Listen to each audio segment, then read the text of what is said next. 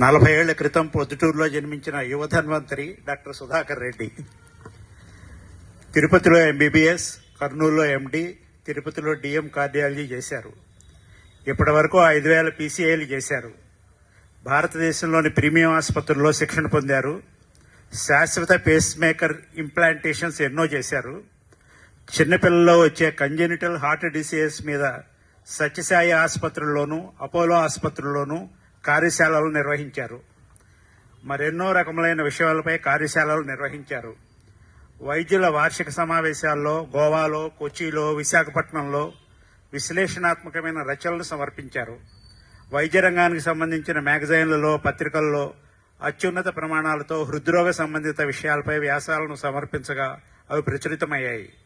వారు ప్రస్తుతం బంజారాహిల్స్లోని కేర్ హాస్పిటల్స్లో కన్సల్టెంట్ ఇంటర్వెన్షనల్ కార్డియాలజిస్ట్గా వ్యవహరిస్తున్నారు. వారి హార్ట్ని డాక్టర్ అలీఖా గారు జాగ్రత్తగా చూసుకుంటున్నారు. ఇప్పుడు మా హార్ట్ని ఎలా చూసుకోవాలో వారు మాకు చెప్పవలసిందిగా కోరుతున్నాను.